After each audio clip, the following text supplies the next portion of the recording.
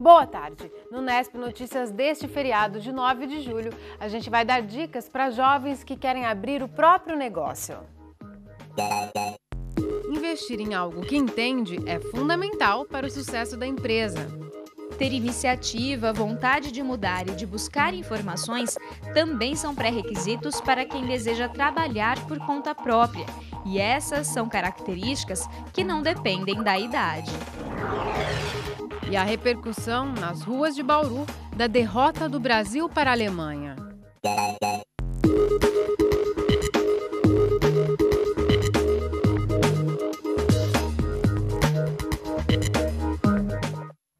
E o sonho do Hexa na Copa do Mundo, realizado aqui no nosso país, acabou ontem com a pior goleada da história sofrida por uma seleção brasileira. Para o bauruense, ainda está difícil de engolir o 7-1 da Alemanha. O verde e o amarelo ainda estão na decoração de muitas lojas no calçadão de Bauru, mas o clima de Copa, esse já não é mais visto por aqui depois da derrota de ontem para a Alemanha. A goleada contra o Brasil fez com que o feriado de 9 de julho ficasse assim, bem morno. E muita gente decidiu usar o dia de folga para ir ao centro e tentar esquecer o resultado desastroso. Me distrair um pouco, gastar um pouco para ver se passa, mas não dá. Todo lugar que você vai, estão falando disso aí. Então não tem jeito, você quer fugir, mas não tem jeito. Para o Ademir, que teve que acordar cedo hoje para trabalhar, foi ainda mais difícil. A gente sabia que ia trabalhar já, mas depois de uma derrota dessa é ruim, hein? Ficar fora do ar, ficar sem chão. Se para quem já viu o Brasil 5 vezes campeão a decepção foi grande, imagina só para quem aguardava ver a vitória pela primeira vez. O Brasil estava ruim, sem o Neymar piorou. E como foi você ver todos aqueles gols contra o Brasil? Foi péssimo. Eu não gostei de ver. Vitor Hugo, ninguém gostaria de ter visto essa derrota e de goleada. Hoje o sentimento dos brasileiros pode ser descrito em uma palavra. Tristeza para todos nós. Mas a gente tem que aguentar, né? Vai fazer o quê? A vida continua. E seguir em frente foi o que o Thiago decidiu fazer. Mesmo diante do pior resultado do Brasil em uma Copa do Mundo, ele saiu de casa com a camisa da seleção. Bom, querendo ou não, perdendo ou ganhando, a gente não pode deixar de ser brasileiro, né? Tem que usar a camisa, tem que honrar o país em que a gente vive. Felizmente é derrota, mas tem que seguir em frente, cabeça erguida, fazer o quê? Para este jornalista especialista em esporte, tecnicamente a grande falha da seleção foi não ter renovado o esquema tático da Copa passada. Mas, segundo ele, a composição do time não foi o único fator responsável pela derrota. Acho que o primeiro é destacar a qualidade da Alemanha, né? A gente não pode deixar isso de lado. Jogou melhor e se impôs e, na circunstância do jogo, construiu esse resultado. E, olhando para o lado brasileiro, a gente tem por hábito encontrar vilões. Eu espero que antes de apontar o dedo para algum jogador, que se olhe para a política do futebol, né? Os cartolas estão há muito tempo aí desmandando e desorganizando o futebol. Espero que toda essa vergonha e essa indignação de hoje se reflita nisso. Claro que tem os erros de treinamento, os erros dentro de campo. O Filipão, ele mesmo já puxou a culpa para si e realmente ele teve um trabalho desatualizado. O esquema tático que ele usou para a seleção brasileira nessa Copa foi o esquema tático que a maioria das seleções usou na Copa de 2010. Então tinha um delay aí, vamos dizer assim, na preparação brasileira.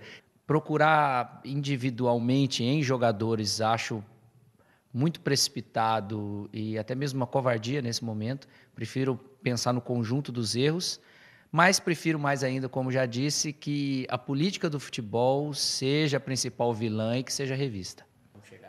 Para a BH, a seleção vai precisar passar por uma revitalização e é preciso começar do zero.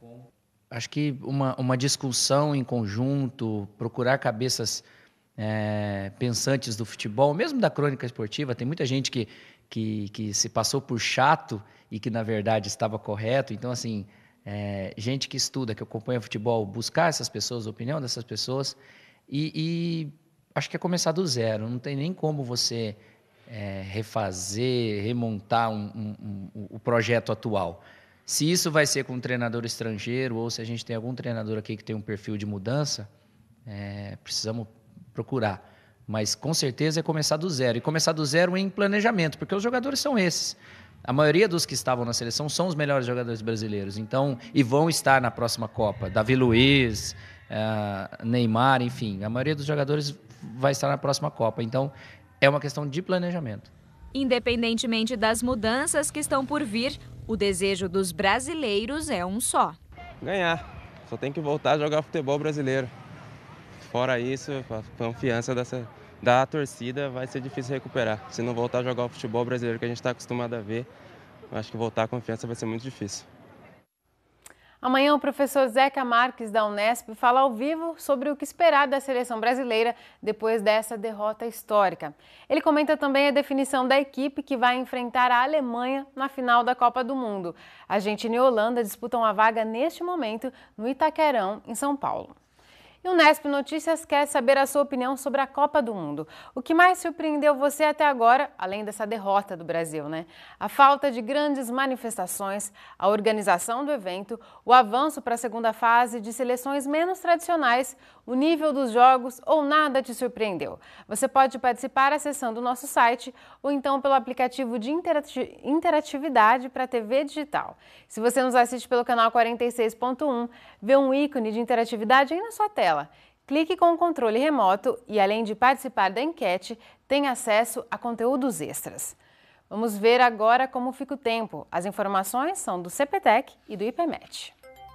Chove em vários pontos do estado de São Paulo na tarde desta quarta-feira, principalmente na região oeste, na divisa com o estado do Paraná.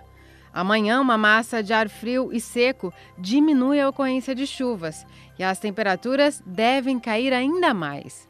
Em Bauru, apesar do tempo nublado, não há previsão de chuvas para hoje nem para amanhã. Agora a umidade do ar é alta, está em 76%. Temos ventos de brisa a 8 km por hora. No início da madrugada fez 14 graus. Agora à tarde a temperatura subiu para 22. Amanhã os termômetros devem variar entre 16 e 24 graus. Logo depois do intervalo, a gente vai falar sobre empreendedorismo. Você vai conhecer a história de dois jovens que criaram as próprias empresas e estão se dando bem. O Unesp Notícias volta já já. Lamentável, eu nem assisti o final do jogo de tão revoltada que eu fiquei. Você esperava um resultado como esse? Não. Pelo menos um 1-0 bem sofrido eu esperava. Agora 7-1 foi difícil. Esquecer e curtir o feriado, né? Porque amanhã volta tudo de novo.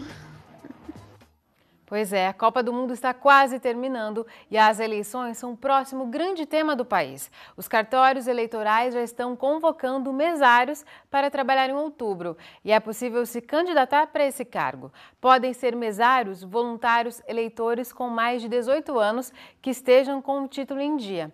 Quem tiver interesse pode procurar o cartório eleitoral mais próximo ou acessar o site do TRE. A Secretaria Municipal de Bauru está com inscrições abertas para quem deseja incluir algum tipo de evento na programação oficial de aniversário da cidade.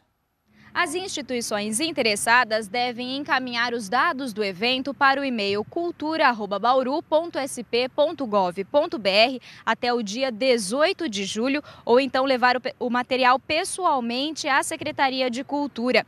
Além de informações gerais do evento, também é preciso indicar, nos casos em que houver cobrança de entrada, onde será feita a venda dos ingressos. Outras informações podem ser obtidas pelo telefone 3235-1072. Leire Bevilacqua para o Unesp Notícias. O assunto agora é economia e a gente fala da força dos jovens para gerar renda e empregos. Aqui em Bauru, 1/4 dos microempreendedores individuais tem menos de 30 anos. E a gente mostra que trabalhar num ramo em que você entende já é meio caminho para o sucesso. A paixão da Michele por moda começou cedo. Aos 17 anos, ela já tinha uma loja virtual que comercializava roupas. O sucesso na internet foi tanto que ela decidiu abrir uma loja física. Mas, como tudo aconteceu muito rápido, a realização do sonho chegou com algumas dificuldades. Deu alguns probleminhas na parte financeira mesmo e na parte de marketing, ações que realmente eu tinha dúvida de como agir. Como eu sou formada em moda, essa parte administrativa estava meio confusa. A Michele, aos poucos, percebeu que iria precisar de ajuda para administrar a loja. Hoje, um ano depois da inauguração, ela é responsável pela escolha e venda das peças. Já o sócio, formado em administração, é quem cuida das contas. Começar a empreender muito jovem, muito complicado é assim, a gente imagina que o dinheiro da empresa é o nosso dinheiro e na verdade não é, né? Então houve essa separação do caixa, o caixa da empresa e o caixa meu pessoal. Eu sou a dona, mas eu tenho o meu salário como se eu fosse uma funcionária da empresa, programar reinvestimentos, adequações à loja, então acho que a parte financeira foi a que mais ganhou com isso. Assim como a Michele, outros 2.600 jovens de Bauru trabalham no próprio negócio. Eles representam 25% de todos os microempreendedores da cidade. Daniel é outro exemplo de jovem empreendedor. Com 26 anos, faz 7 meses que ele abriu uma academia com outros 2 amigos. Todos são formados em educação física e tinham vontade de trabalhar em um negócio próprio. Como o empreendimento exigia um investimento inicial grande, eles precisaram organizar as finanças. Tudo foi dividido igual, só que a gente tinha que saber assim, o que valia a pena comprar à vista, o que era melhor comprar primeiro, porque como teve um processo aí de 5 meses até a academia abrir, a gente tinha que se organizar para saber o que era melhor comprar, o que ia demorar para chegar. Então isso foi bem pensado. Daniel e os sócios também traçaram metas e cada um precisou trabalhar muito para atrair novos alunos. Por enquanto, a principal dificuldade deles é conciliar a administração do negócio com as atividades pessoais.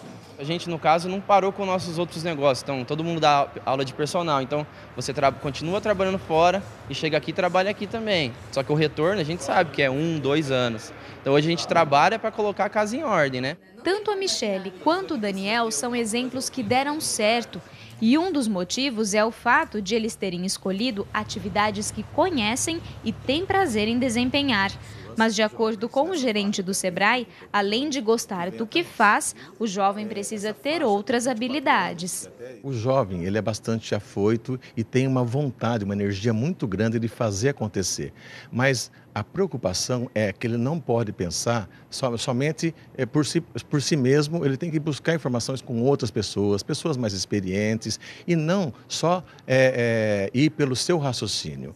Ter iniciativa, vontade de mudar e de buscar informações também são pré-requisitos para quem deseja trabalhar por conta própria. E essas são características que não dependem da idade.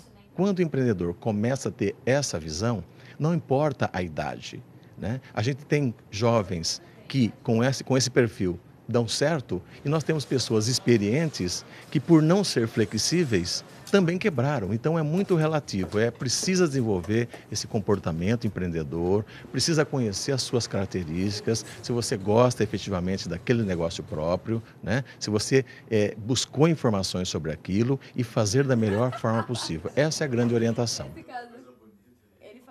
E aí, ficou interessado em abrir um negócio e precisa de informações? O Escritório Regional do Sebrae em Bauru fica na Avenida Duque de Caxias, 1682. E no próximo bloco a gente continua a falar sobre empreendedorismo. Vamos conversar com a coordenadora do curso de administração da Faculdade Anhanguera de Bauru, é a professora Alessa Berretini. O Nesp Notícias volta já já. Então, para mim agora, acho que para todo brasileiro, não é questão de conseguir. Agora acabou sendo necessidade, né? Depois desse último jogo que teve contra a Alemanha. Então, torcer para que seja a Argentina. Se a gente conseguir ganhar da Argentina, provavelmente a gente vai esquecer essa humilhação que teve ontem.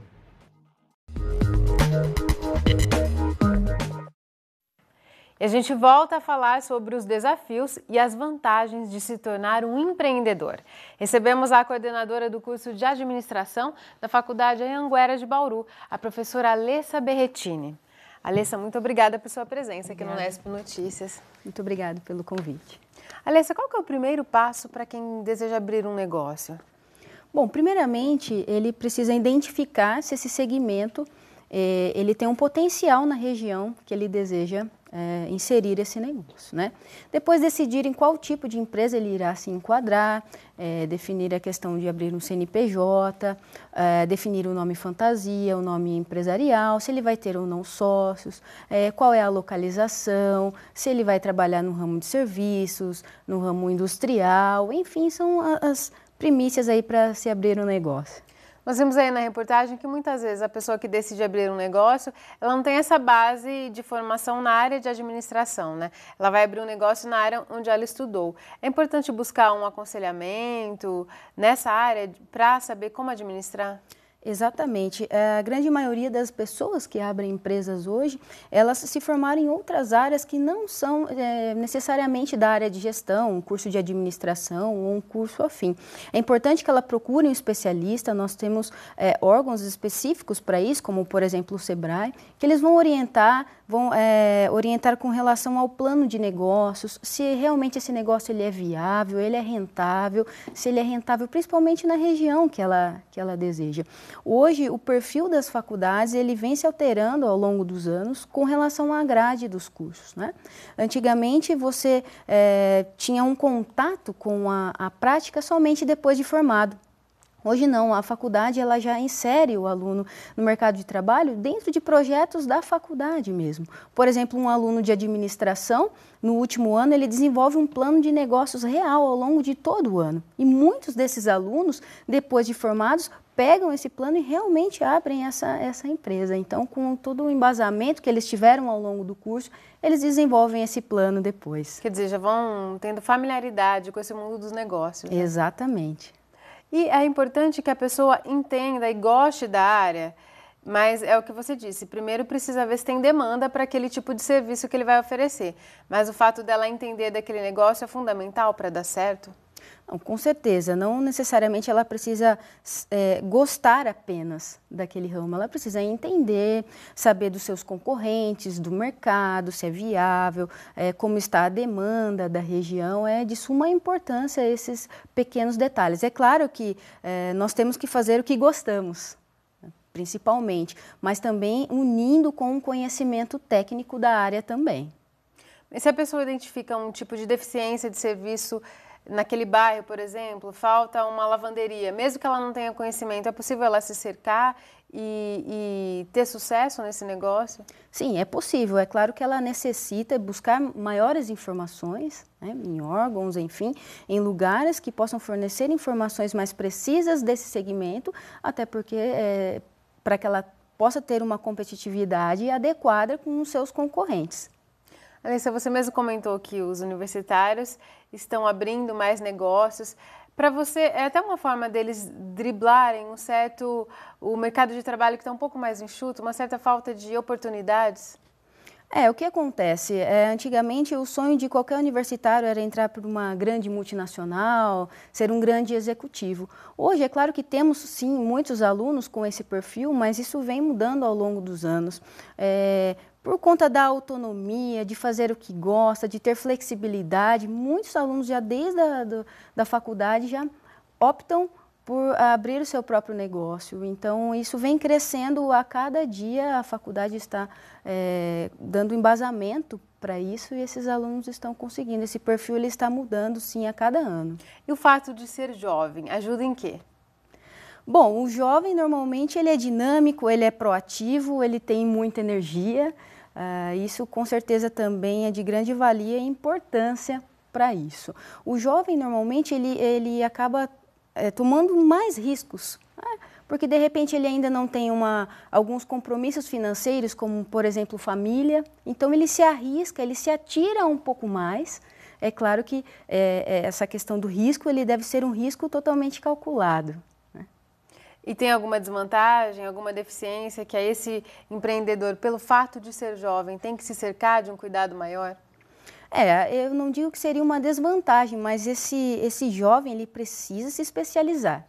Não adianta somente ter dedicação, ter vontade, ter garra. Ele precisa procurar um conhecimento, ele precisa se especializar naquela área. Senão somente a energia ela vai acabar um dia e ele não vai obter o sucesso desejado. Alessa, e formalizar o negócio é importante por quê?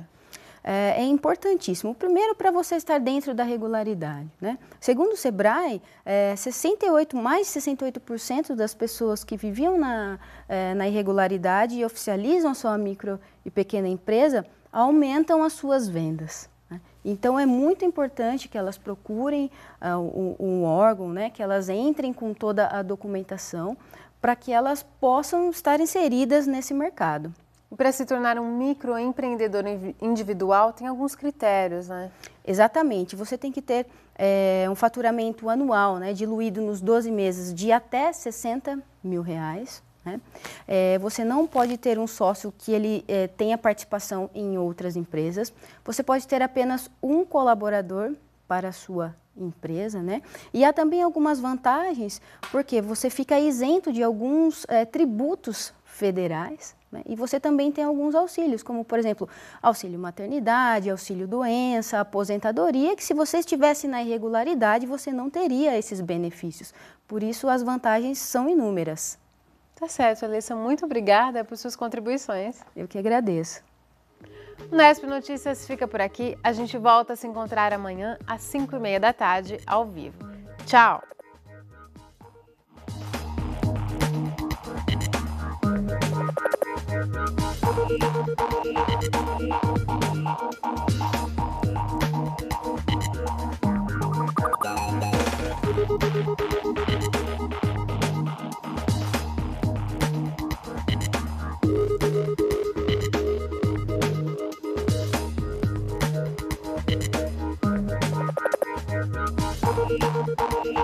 Thank you.